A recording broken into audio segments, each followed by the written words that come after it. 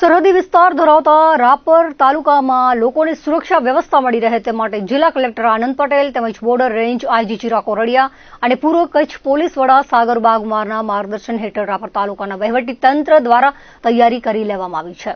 આ અંગે રાપર શહેર તેમજ બોર્ડર એરિયા ધરાવતા ખડીર અને બાલાસર બેલા લોધરાણી વિસ્તારના ગામોમાં વહીવટી તંત્ર દ્વારા આગોતરી તૈયારી કરી લેવામાં આવી છે। આ અંગે રાપર શહેરમાં મામલતદાર, નગરપાલિકા, પોલીસ તેમજ વહીવટીતંત્ર દ્વારા લોકોને વાકેફ કર્યા હતા, જેમાં સાંજના સાયરન દ્વારા લોકોને સુરક્ષિત સ્થળે પહોંચી જવા, લાઇટ બંધ કરી બ્લેકઆઉટ કરવા, પીવાના પાણીની વ્યવસ્થા, આરોગ્ય, શેલ્ટર હોમ તેમજ તમામ વિભાગના અધિકારીઓએ આગોતરી તૈયારી કરી લીધી છે।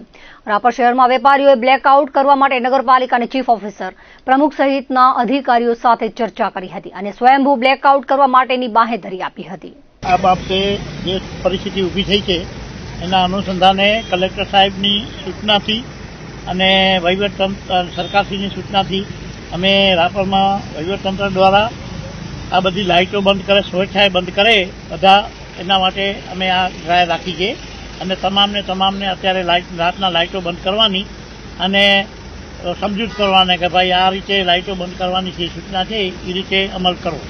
સર, હવે રાપર શહેરની અંદર અમુક વેપારીઓ જે દુકાનની બહાર જે લાઇટો ચાલુ રાખે છે અને અવારનવાર તંત્ર